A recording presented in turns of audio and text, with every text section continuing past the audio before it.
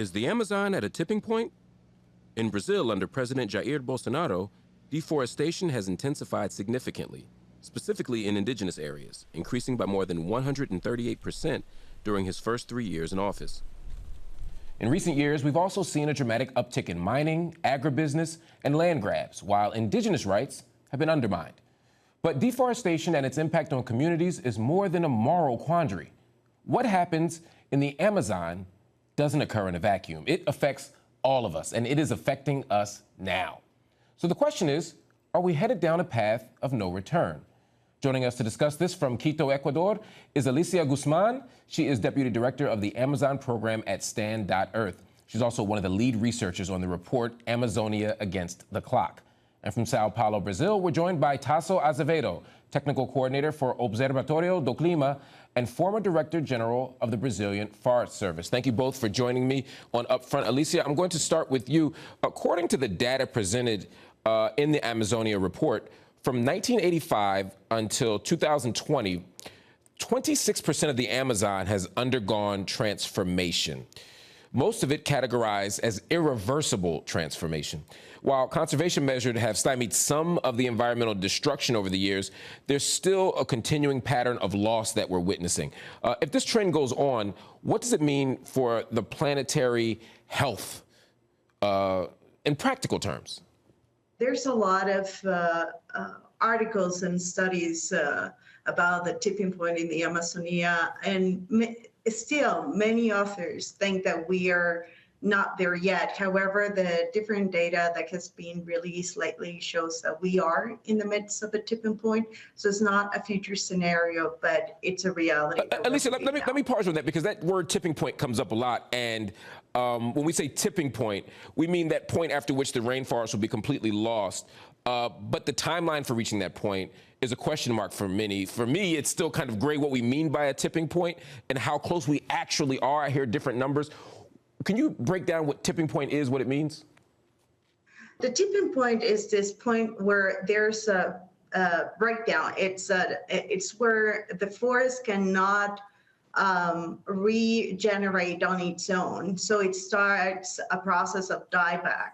And we cannot put a date like, on this date, this area will disappear, but you can see that there's a transformation of the ecosystem due to the lack of its own regeneration. Tasso, people have been raising alarms about the destruction of the Amazon for decades now.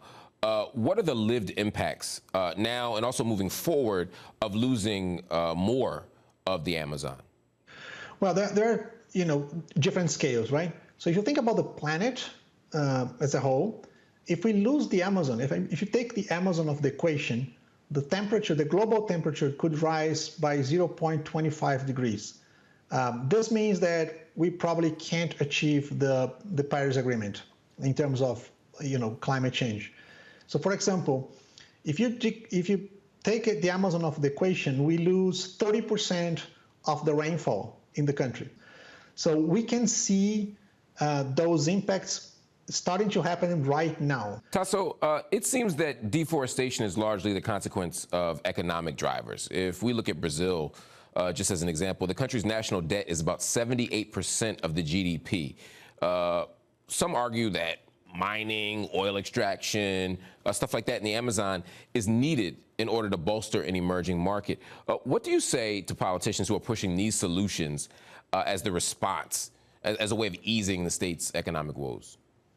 I mean, we can use the real data from the past to show that this, there is no connection with one thing and the other necessarily.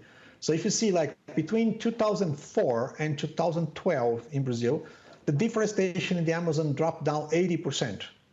80%. And that was the last period of economic growth in Brazil. So we were growing 4 to 5% a year in terms of GDP, for example. The debit was coming down. The exports, including from agricultural products and mining products, exploded. So what I think is that when you have, since deforestation in Brazil, 98% of the deforestation have elements of illegality, deforestation is linked a lot with lack of governance. So if you have a good governance in the country, you will have deforestation coming down. And good governance is absolutely important to have a health economy. So I think that's decreasing deforestation is a drive for a better economy and not the opposite. Alicia, your report lays out solutions for preserving 80% of the Amazon by 2025, and it points toward forgiving existing debt in exchange for protections of indigenous territories and of course, priority areas as well. Why do you see debt forgiveness as opposed to other policies as such a key move for preventing further deforestation? It's not either or. We have to start thinking of systemic solutions. Many of the supply chains, oil, leather, and others that are that fuel destruction in the Amazonia are come from industrialized nations. So, for example, 89% of the oil in the Amazon is produced in Ecuador, and most of it goes to the U.S.